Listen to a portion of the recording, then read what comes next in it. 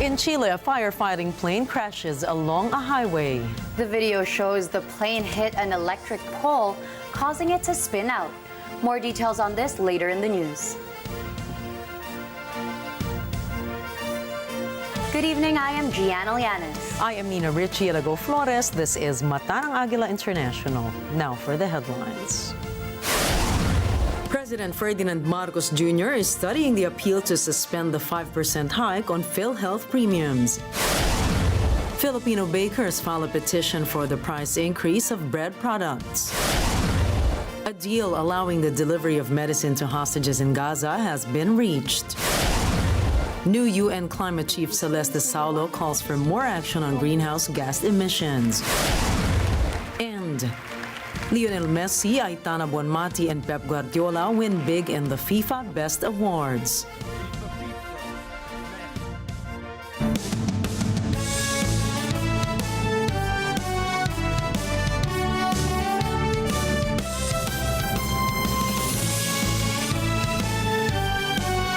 Los Angeles, Las Vegas, Nevada, España, Paris, France, United Kingdom, Washington, D.C., London, Bureau, Papua New Guinea, In New York, Washington, D.C. Mata ng Agila, Mata ng Agila. Mata ng Agila International. Trusted, connected, on point.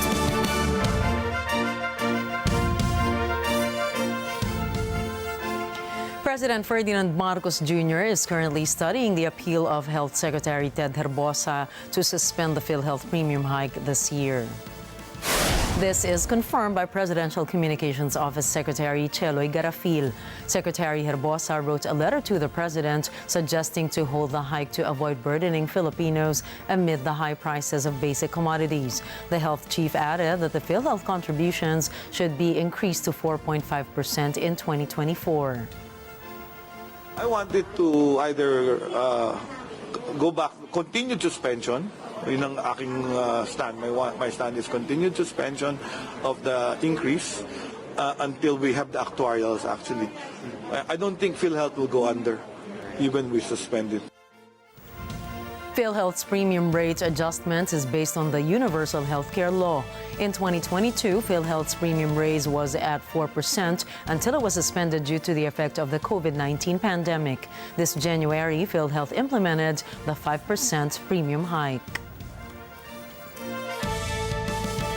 Consumers should expect an increase in the price of bread in the coming days.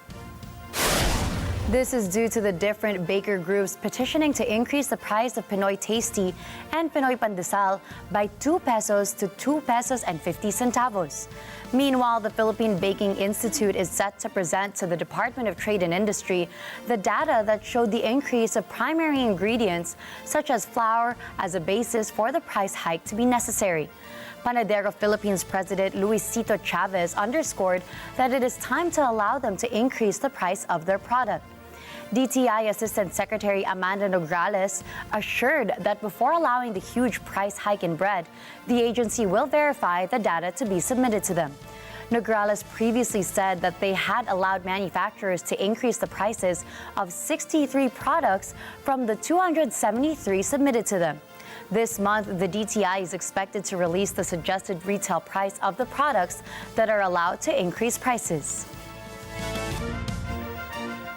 The Department of Budget and Management, or DBM, has announced that the government is aiming for a national expenditure program of about 6.2 trillion pesos for 2025.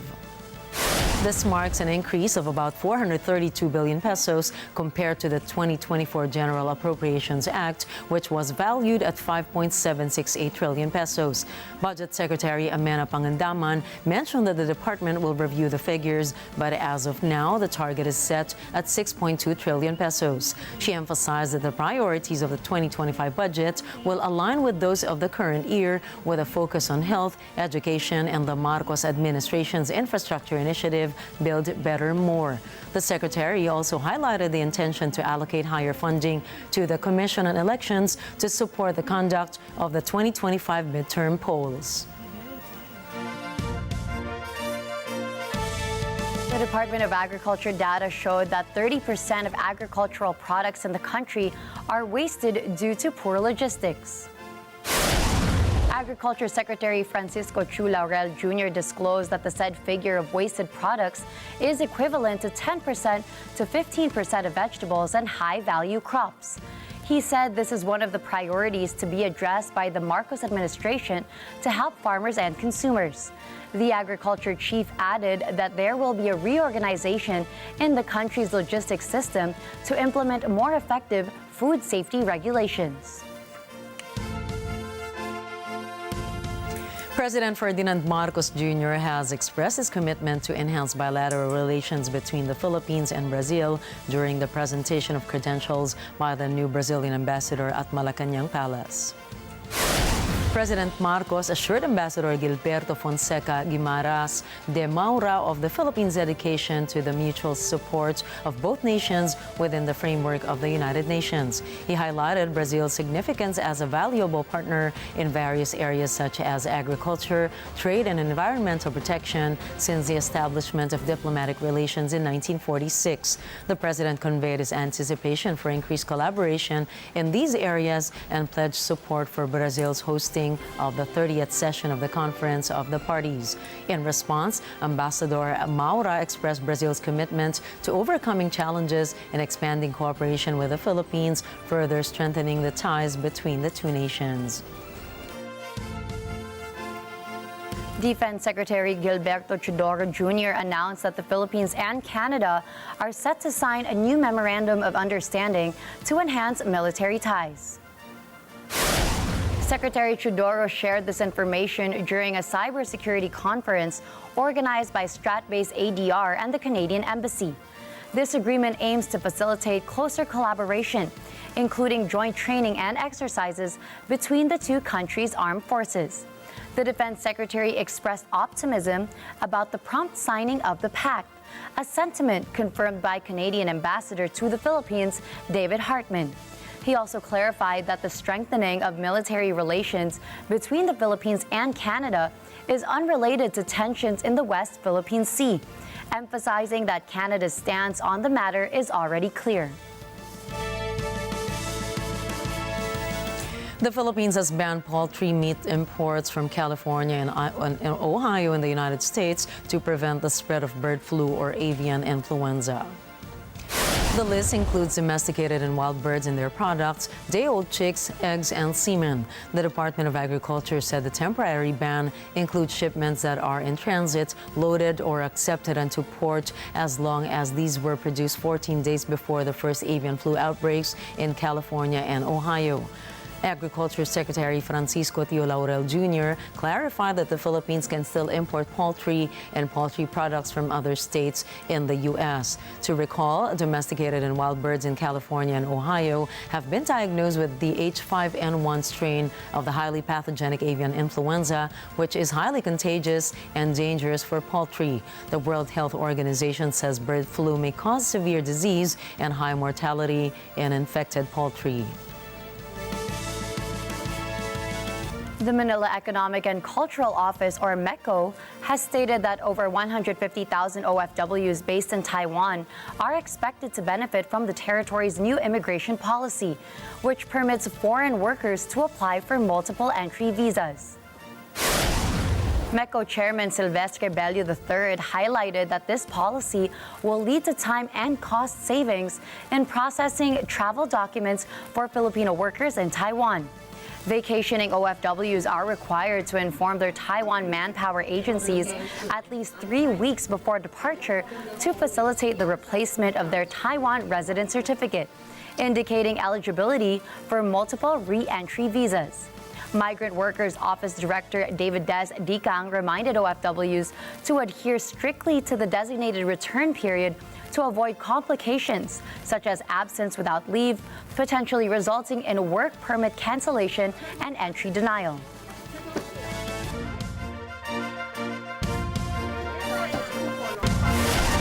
Coming up, China's population declines for a second straight year as the economy stumbles. Zelensky, von der Leyen, and Li Qiang take center stage in the first day of the Davos Forum. And the GOP cancels the Republican debate after Nikki Haley puts forth a rare condition. Stay tuned, Mata ng Agila International will return for more global news.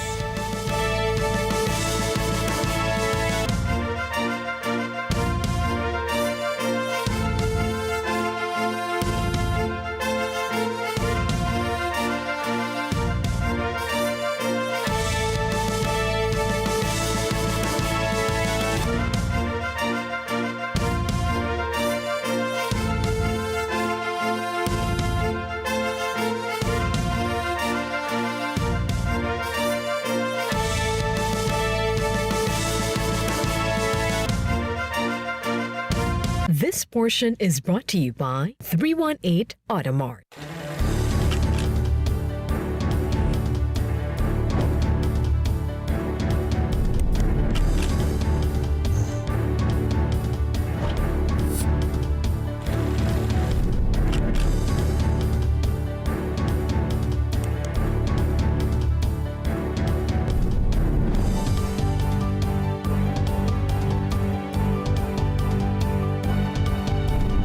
Open for business with Cesar Vallejos every Sunday, 9 p.m.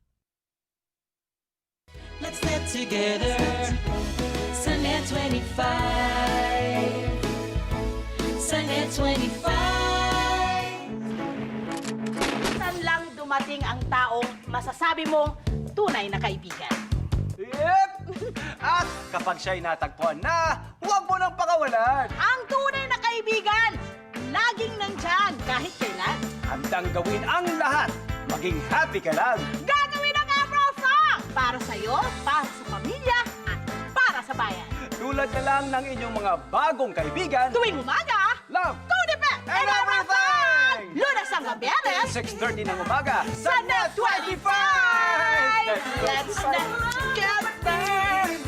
Tunipet and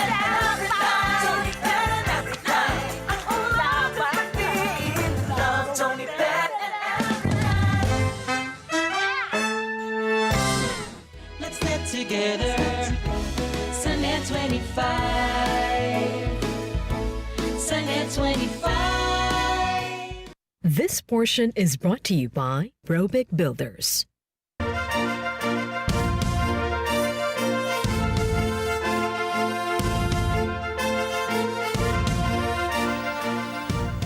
Welcome back to Mata ng Agila International.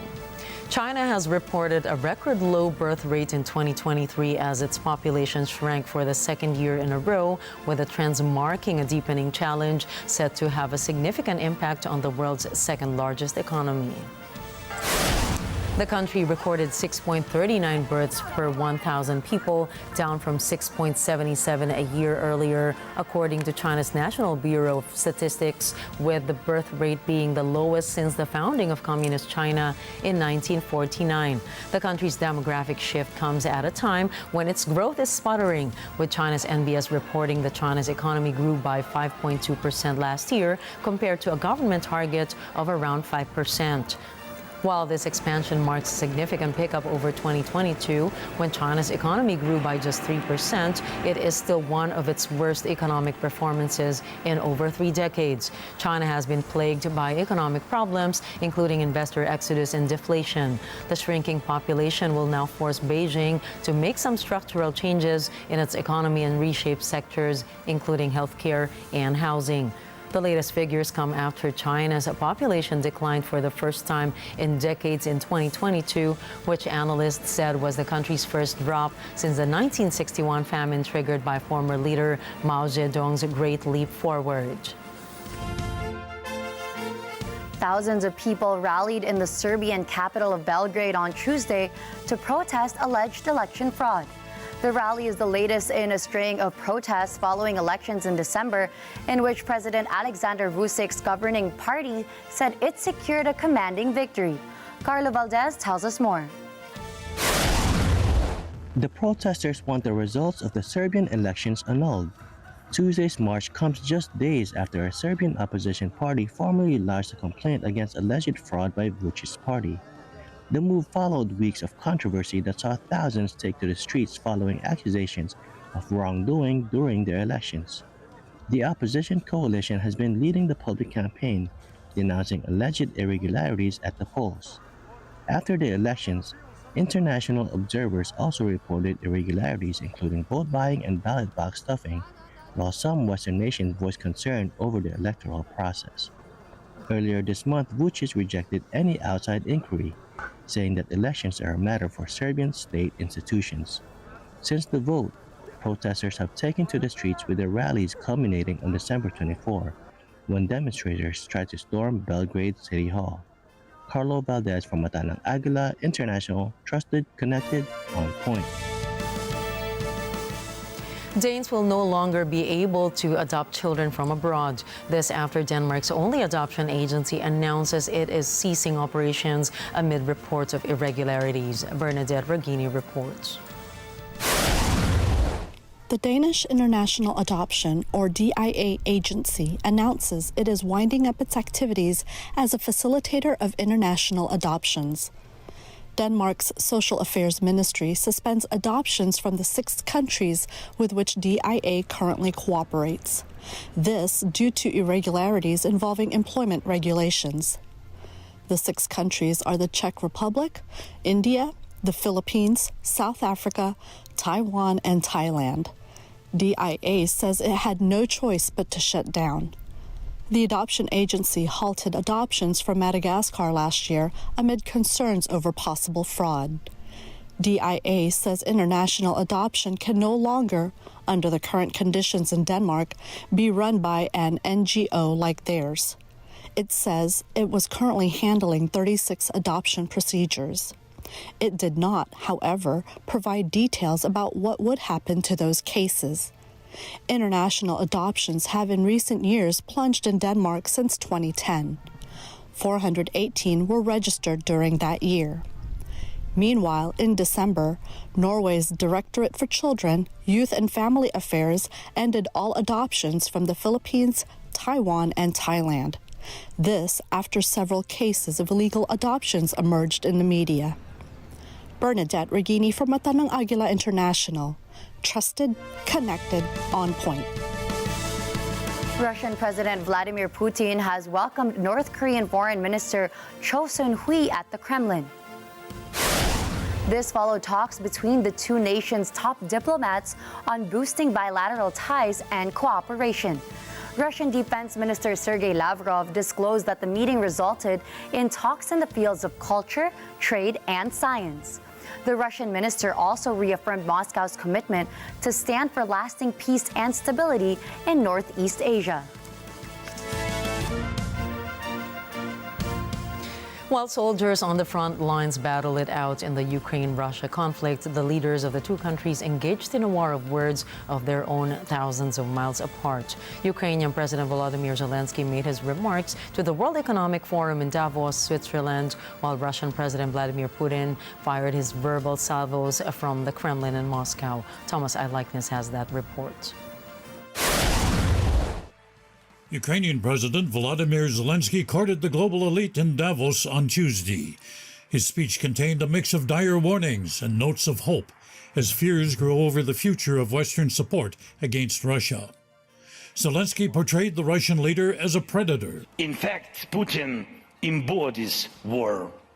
We all know that he is the sole reason why various wars and conflicts persist and why all attempts to restore peace have failed, and he will not change. Zelensky urged Europe and the United States to continue their support for Ukraine's war effort. He says it's imperative that Putin is contained. If anyone thinks this is only about us, this is only about Ukraine, they are fundamentally mistaken.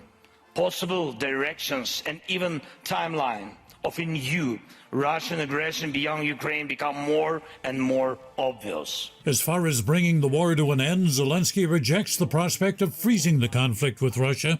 He says any frozen conflict will eventually reignite. Putin is a predator who is not satisfied with the frozen products. More than 2,500 kilometers away in the Kremlin, Putin retorted that Moscow's forces have the upper hand.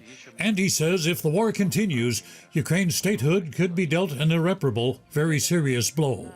He told a meeting of Russian municipal officials that he rejects Zelensky's peace proposals. He says they're just an attempt to encourage Russia to give up the gains it has made in the last year. Putin also calls recent attacks on Russian civilians barbaric. He says they're being carried out on peaceful settlements with indiscriminate weapons.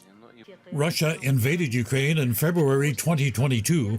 The war triggered the West to hit Moscow with an unprecedented package of sanctions and provide billions of dollars in military and economic assistance to Kyiv. Thomas I. Likeness for Matanang Agila International. Trusted, connected, on point. Geopolitical tensions and artificial intelligence, or AI, dominated the first day of the World Economic Forum, or WEF. World leaders, business heads, and political elite are in Davos, Switzerland now for the annual economic meeting aimed at rebuilding trust after many countries suffered due to the COVID-19 pandemic, wars and conflicts, and inflation. Ukrainian President Volodymyr Zelensky attended the forum to ask for military support from Kyiv's allies to continue their defensive stance against Russia. Zelensky highlighted the need of air superiority of Ukraine. And we must gain air superiority for Ukraine, just as we have gained superiority at the Black Sea. We can do it. Partners know what's needed and in what quantities. This will allow progress on the ground. European Commission President Ursula von der Leyen echoed Zelensky's sentiments, saying Ukraine needs predictable financing to defeat Russia. Secretary of State Antony Blinken promised Zelensky that the United States will sustain support for Ukraine, adding that they are working with Congress to work out another aid for Kyiv. He also said that their allies in Europe are doing the same thing for Zelensky. Another flashpoint in the WEF is the trade relationship between China and the United States. Chinese Premier Li Qiang addressed the so-called barriers to green and tech trade. He labeled the barriers as discriminatory trade and investment measures that appeared every year.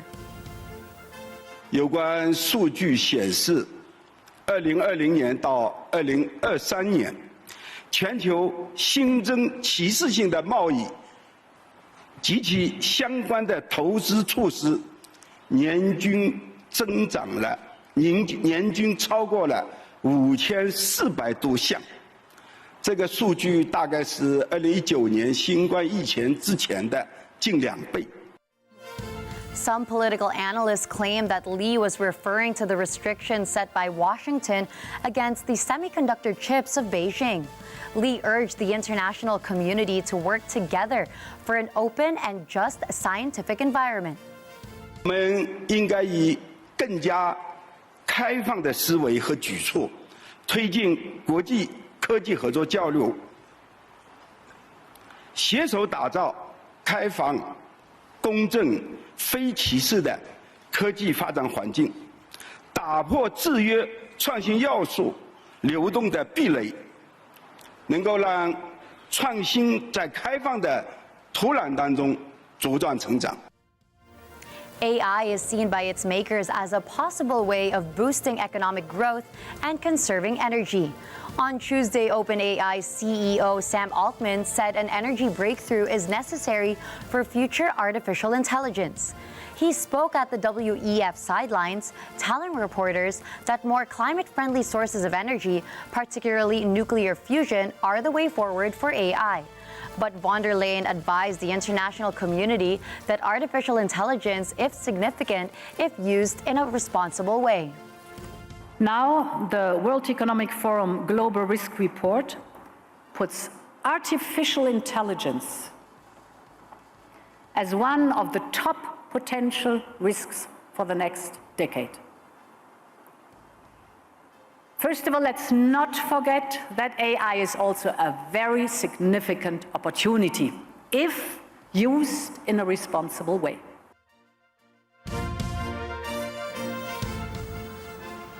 Yemen's Houthi movement has hit another ship in the Red Sea of Yemen.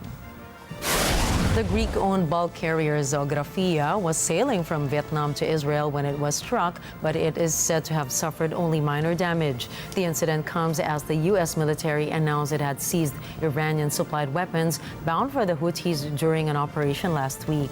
Meanwhile, the U.S. has hit more targets in Houthi-controlled areas of Yemen, where 4 anti-ship ballistic missiles were ready to be launched were destroyed. The U.S. and U.K. launched a wave of airstrikes against dozens of Houthi targets on 11 January, following attacks by the group on shipping in the Red Sea.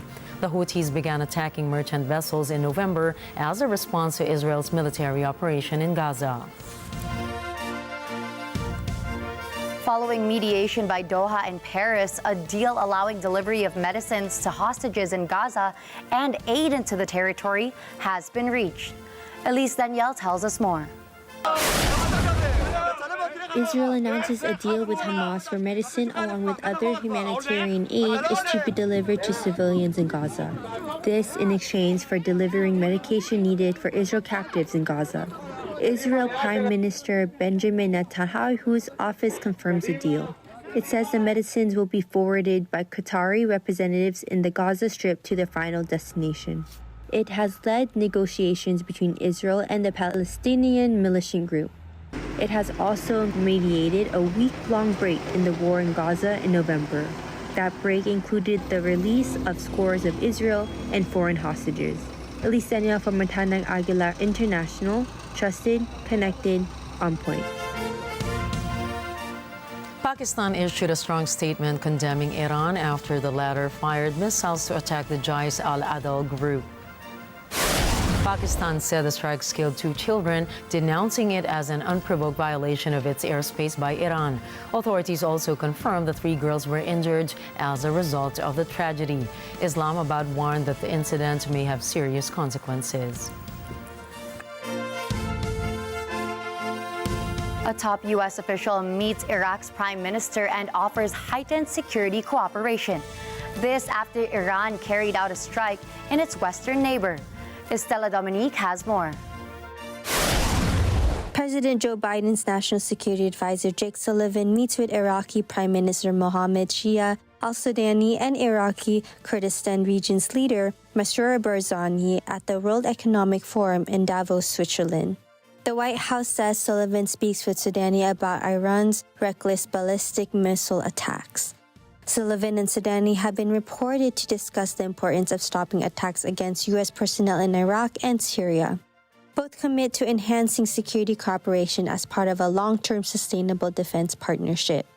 Iran says it struck Israel's intelligence services in Iraqi Kurdistan as well as targets of the Islamic State group in Syria. Iraq denounces the strike.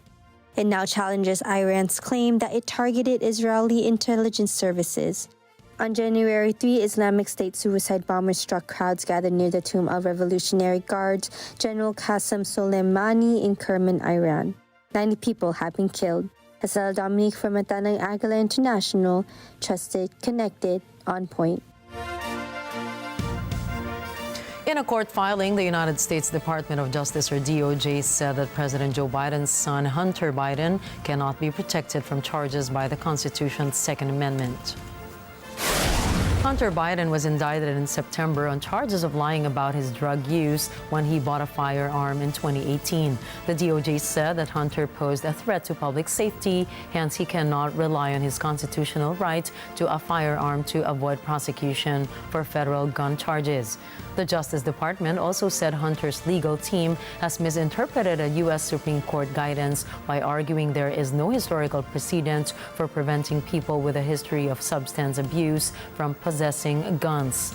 The language of the laws dating back to 1328 in England, according to the DOJ, was applied in the United States at the time of the adoption of the U.S. Constitution and the Second Amendment. The said Anglo-American law has restricted people who were considered dangerous from possessing weapons. The DOJ further said that the government may disarm those who, by their conduct or characteristics, present an increased risk to public safety if they possess firearms. Former United States President Donald Trump attended the first day of his civil defamation case trial. The case was brought against Trump by E. Jean Carroll, a former magazine columnist. Carroll accused Trump of sexually assaulting her in a department store dressing room in the mid-1990s. Trump has consistently denied her claims, saying that he never met, saw, or touched Carroll. Trump was seated a few rows before her and watched the jury selection. The trial's jury also considered how much to award Carroll in damages for defamatory statements. Trump and Carroll will meet again on Wednesday for testimonial evidence. ABC News has canceled the next Republican presidential debate after Nikki Haley stated that she would not participate unless former President Donald Trump takes part. Trump has consistently declined to participate in any of the Republican primary debates so far, leaving Ron DeSantis as the only confirmed candidate for the event scheduled in New Hampshire. Nikki Haley's decision may also be influenced by the previous debate where only she and DeSantis participated. She reportedly did not perform as well as anticipated, and DeSantis ended up surpassing her for second place in Iowa. DeSantis suggested that Haley's decision actually stems from a reluctance to answer challenging questions.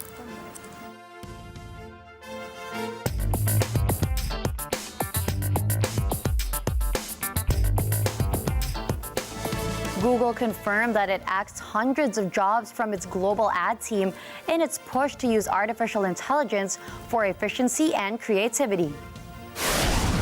The tech firm disclosed that the job cuts are aimed to yield in results in better support for small and medium-sized businesses advertising on Google's platform. Research indicates that some 80% of U.S. retailers believe that it is urgent to adopt generative AI in their operation. Last week, Google's cloud computing unit unveiled new AI tools to help retailers personalize online shopping, modernize operations, as well as transform in-store technology rollouts. In 2023, Google laid off 12,000 of its people, which is 6% of its workforce amid inflation and rising interest rates. Uniqlo is suing Shein over claims the Chinese fast fashion giant is selling copycats of its popular Mary Poppins shoulder bag. Uniqlo's Mary Poppins is a crossbody bag that is viral online, with many TikTokers showing off how many items they can fit in it. Uniqlo alleges that some Shein bags closely resemble Uniqlo's own, saying that the likelihood of design could dent customer confidence in the brand. Uniqlo also demands that Shein stop selling its version of the bag immediately, adding that Shein should pay them compensation for damages incurred.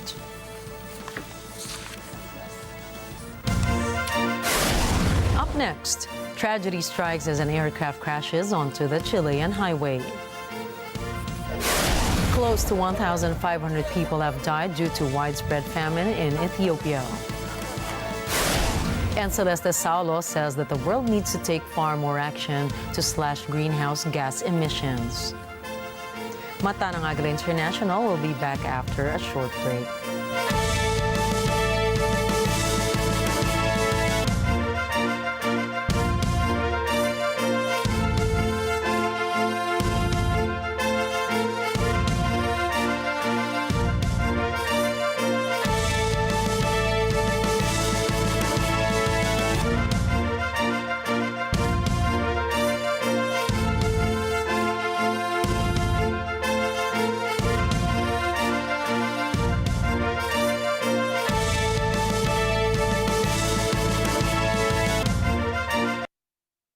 This portion is brought to you by North Luzon Express Terminal. Mga problemang may kinalaman sa pang-araw-araw na pamumuhay. Ano sa palagay niyo? Katiwalian at korupsyon sa kung saan-saan. Ano sa palagay niyo? Kalusugan. Ano sa palagay niyo? Edukasyon. Ano sa palagay niyo? Hanap buhay. Ano sa palagay niyo? Ang daming issue. Samahan ninyo sina Ali Soto at Pat P. Daza sa pagbusisi sa lahat ng yan at iba pa. Ano sa palagay nyo? Year 3 na! Let's get together. Sunnet 25. Sunnet 25. Aaksyon sa lahat ng problema. Walang uurungang reklamo. Re-responde anumang sitwasyon. Kung kayo po ay may sumbong, mag-text lamang po sa 0915-415-1035. Mag-email din sa responde@net25.com. Pwede rin kayo magpadala ng inyong po mensahe sa ating pong Facebook page at Net25TV. Walang imposible at lahat may solusyon sa mga totoong certified e-responder. Let's get together sa Net25. Sa Net25.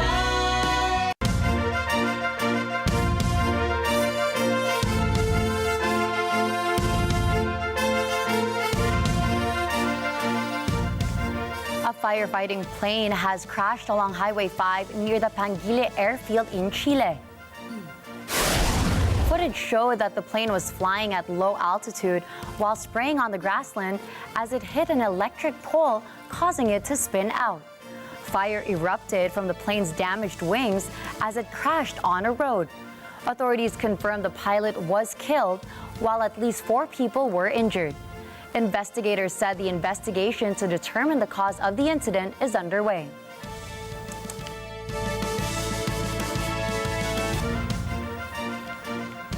There's been another collision between aircraft on the ground at a Japanese airport. The accident at New Chitose Airport, serving the city of Sapporo, comes 2 weeks after a near-catastrophic collision at Tokyo's Haneda Airport between a Japan Airlines plane and a smaller Coast Guard aircraft. Kimi Orya has the details. A Korean Air airliner struck an empty Cathay Pacific plane while taxiing at a Japanese airport during a snowstorm on Tuesday. Both airlines say there are no injuries. The Korean Air plane has 276 passengers and 13 crew on board. It has been set to depart for Seoul's main airport from New Chitose on the northern Japanese island of Hokkaido. The airline says its plane came into contact with the Cathay aircraft at 5:35 p.m. local time during pushback when the third-party ground handler vehicle slipped due to heavy snow. Neither airline gave information on the amount of damage done, but both said that their passengers needed to be placed on other planes. Footage from local media shows a snow-covered Korean airplane with damage to its wing. Local reports say the plane's wing tip broke off and that the rear section of Cathay's aircraft sustained damage. Kimi Orya from Matanang Agila International, trusted, connected, on point. A mild winter has farmers in Afghanistan worried.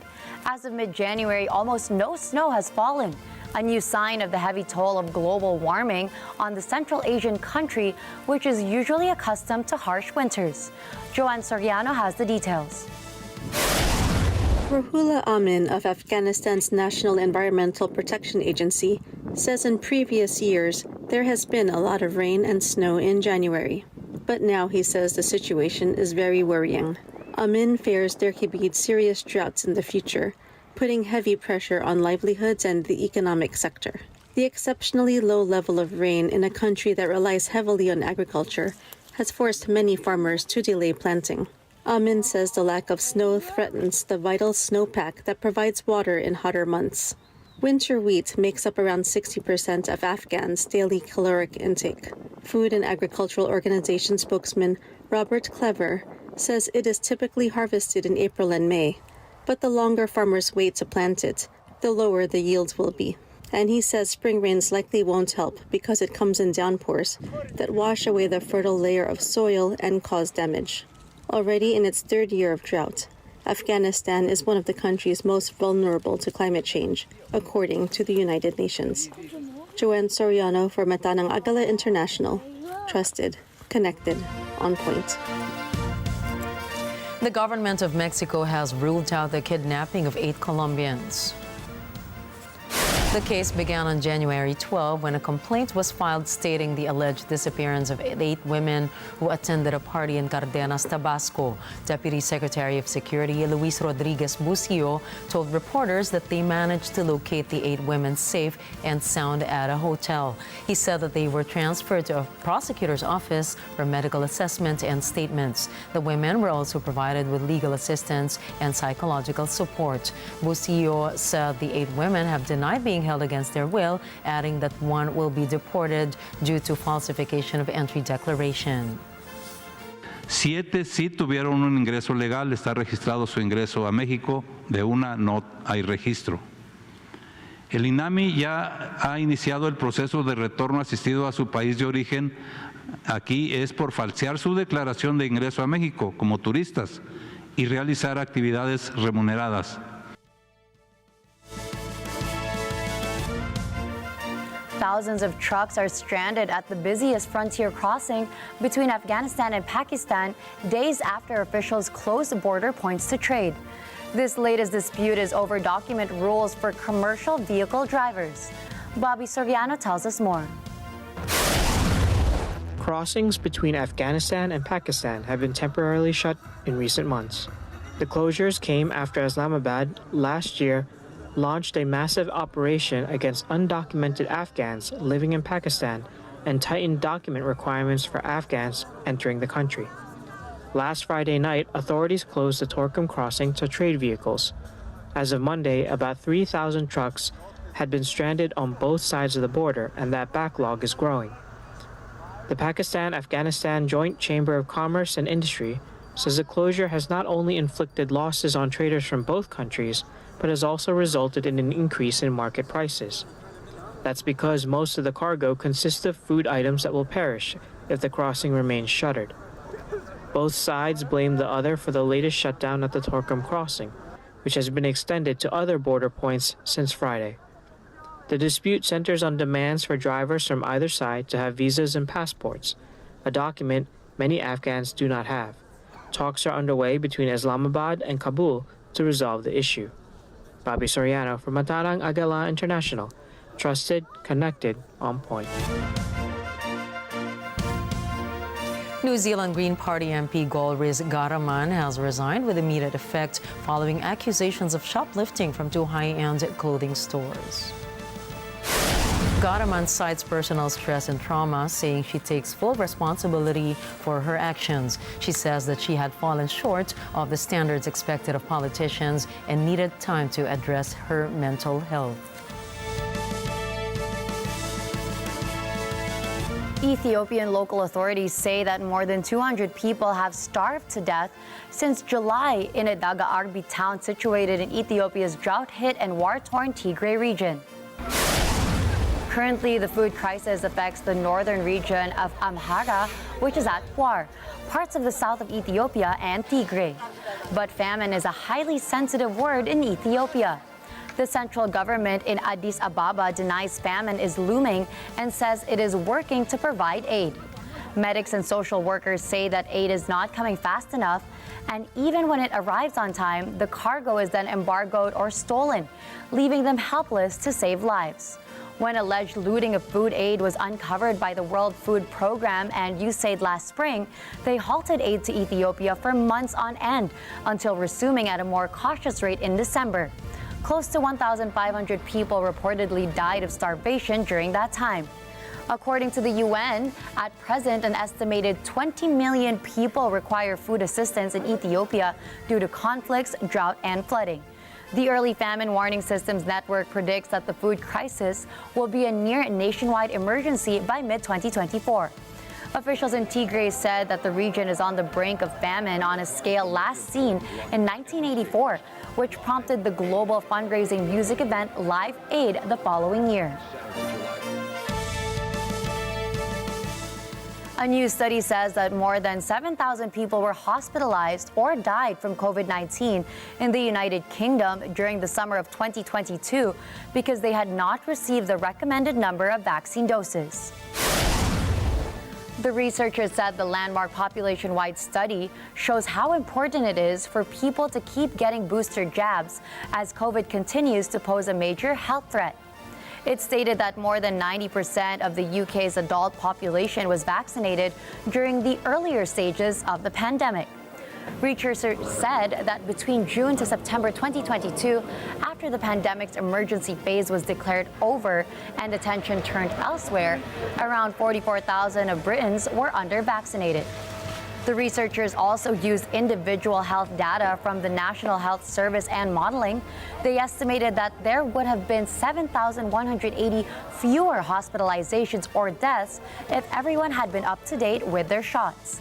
That means that nearly 20% of the 40,000 COVID hospitalizations or deaths over the summer could have been avoided if Britons were fully vaccinated. Chief Scientist Kathy Sudlow of the Health Data Research said the results clearly show that being fully and properly vaccinated is good for individuals and across the society. Births in France fell last year to their lowest level since World War II. The National Statistics Bureau says about 678,000 babies were born in 2023. Irvin Arquiza has that story. France's Statistics Bureau says there was a birth rate drop of 6.6% from the previous year and the lowest number for any year since 1946. Despite that, the population of France grew by 0.3% last year. That's because fewer deaths than births had been recorded in 2023. Some 631,000 people died in France last year. That's a drop of 6.5% from the previous year, when COVID and heat waves led to a higher than usual mortality rate. Immigration added another 183,000 people to the overall population last year. Life expectancy for people in France rose to a new record. It now stands at 85.7 years for women and 80 for men. The population of France is 68.4 million. Irvin Arquiza, from Atanang Agila International. Trusted, connected, on point. The new head of the UN's climate agency warns the world needs to take far more action to slash greenhouse gas emissions, with soaring temperatures a huge concern. Celeste Saulo says humanity is facing one of its toughest challenges and has the duty to sculpt a brighter future. Myla Simbulan reports. In her new role as Secretary General of the World Meteorological Organization, Celeste Saulo says she has identified her top priority. For the global society, we must take action. And that is what I'm most concerned about, and that we are far from having enough action in terms of reducing greenhouse gases, and that is really a concern. Saulo says over the next few years, we have an opportunity, a duty, and a possibility to shape the narrative on climate action. She says it won't be easy and people will have to make changes. Adapting to the climate change is not a choice, but an essential necessity. It is about building resilient communities, especially in the most vulnerable regions, capable of resisting to and recovering from climate-related disasters. Saulo, who is 59, ran the Argentinian National Meteorological Service before becoming the UN climate chief. She says she wants to make sure everyone on the planet is covered by first-class early warning systems for the incoming weather hazards. Saulo notes 30 countries are particularly prone to climate hazards and need rapidly improved early warnings. They are mostly small island states and countries in Africa. Myla Simbulan for Matanang Agila International. Trusted, connected, on point. Coming right up, the new official portrait of King Charles III has been unveiled.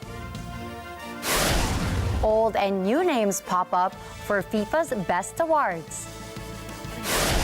And Abbott Elementary creator and actress Quinta Brunson wins a rare Emmy. Catch more news in sports and entertainment when we return.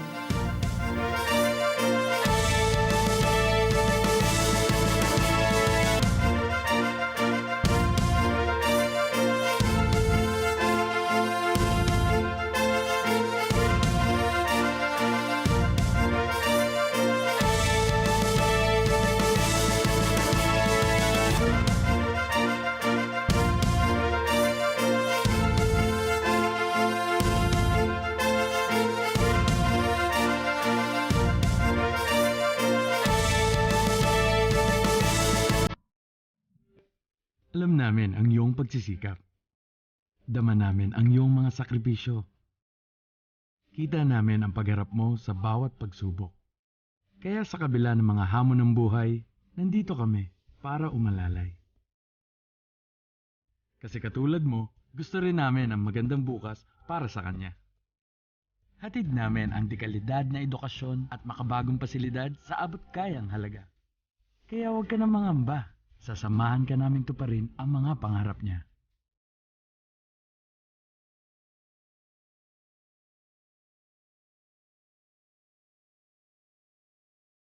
Maaasahan mong sulit dito ang mga pinagsikapan mo.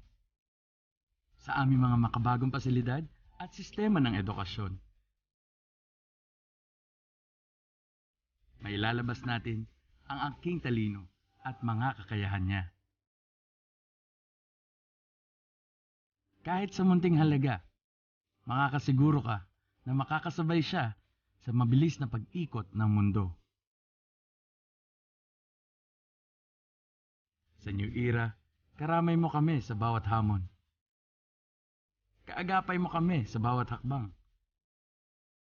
Kasama mo kami sa bawat ngiti at tagumpay.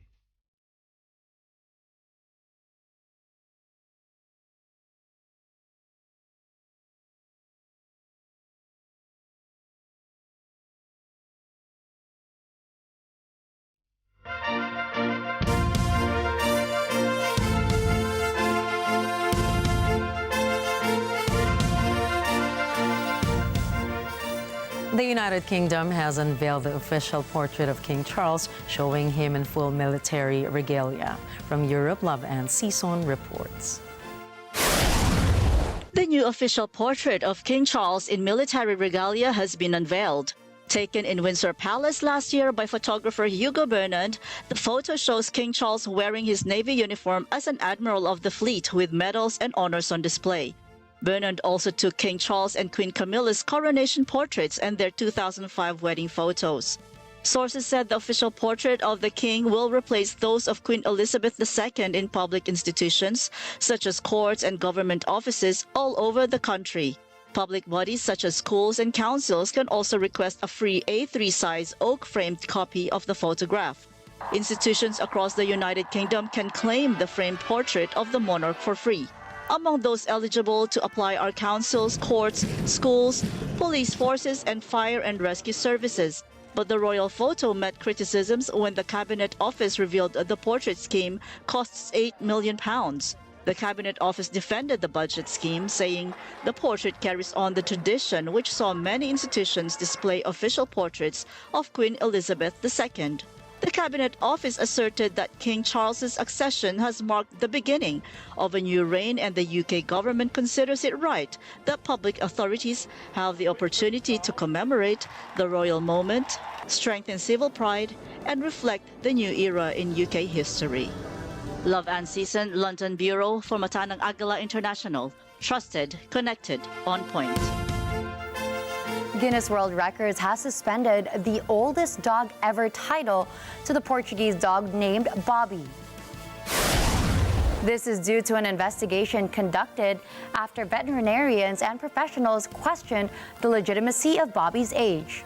According to the organization, Bobby was born in Conqueiros, Portugal on May 11, 1992. A December 2023 investigation, however, debunked this, claiming that Bobby had no registration or data that can confirm his age. Guinness World Records noted that a formal review will be launched, which will inspect existing evidence linked to the original petition for Bobby to receive the title. Last October 2023, Bobby passed away at the age of 31. He received the Guinness title in February 2023.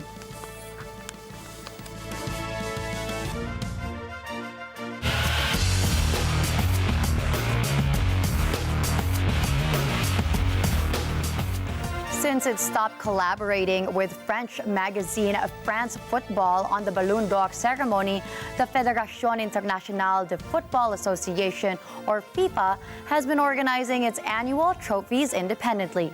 Vin Pasqua has the score. Last season, Lionel Messi was crowned the best FIFA men's player. a few days after his flamboyant World Cup in Qatar, while Alexia Putellas won the Best FIFA Women's Player of 2022. Argentine superstar Lionel Messi retained FIFA the Best Men's Player award on Monday, 2 months after he claimed his 8th Ballon d'Or award.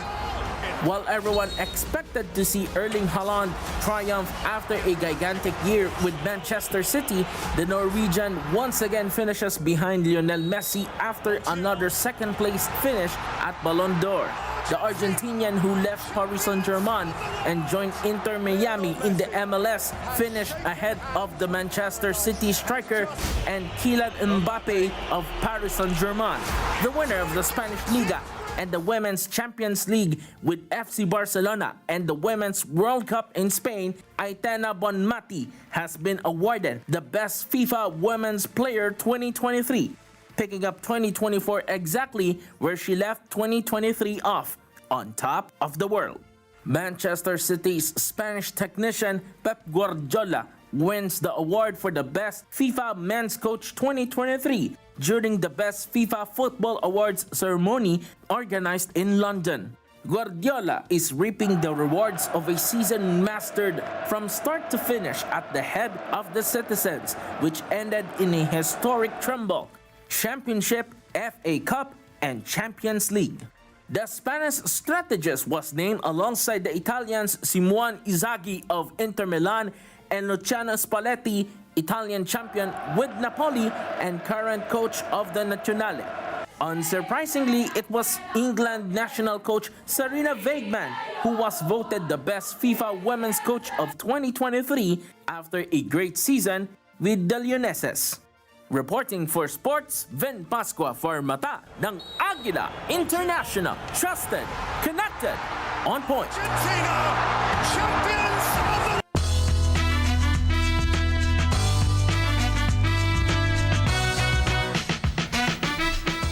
Abbott Elementary star Kinta Brunson was the first Black woman to win an Emmy for Best Comedic Actress in over 40 years. Catherine Ratula has the scoop. Actress Kinta Brunson, the creator and star of ABC's mockumentary sitcom Abbott Elementary, made history at the 75th Emmy Awards on Monday. Brunson took home the award for Best Actress in a Comedy Series, which made her the second Black actress to win in this category after Isabel Sanford, who won in 1981 for her role as Louise Jefferson on The Jeffersons. Abbott Elementary is centered on an optimistic second-grade teacher played by Brunson at a fictional, underfunded, and predominantly Black school in Philadelphia. The series premiered in 2021 and was met with critical acclaim and a strong viewership on the streaming platform Hulu. The 34-year-old Brunson started out as a social media star prior to her television career. She originally garnered fans in 2014 by posting comedic videos to her Instagram, which were primarily focused on issues experienced by 20-somethings. In 2021, Brunson's pilot, previously titled Harity Elementary, was picked up by ABC with the new title Abbott Elementary. In January 2023, the series was renewed for a third season.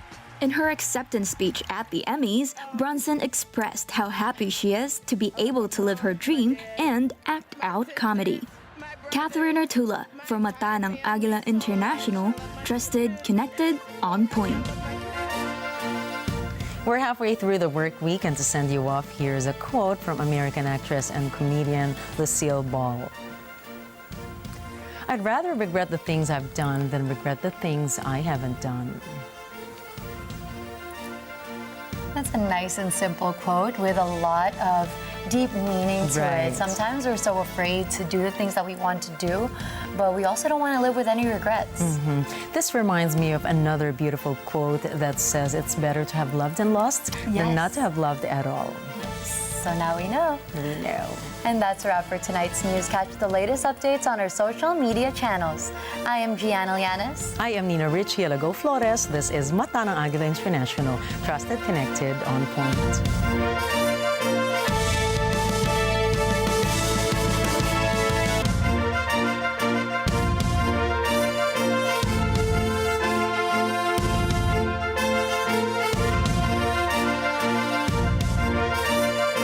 for choosing Mata ng Agila International, your trusted news source, connecting you to the world and on point with stories from around the globe.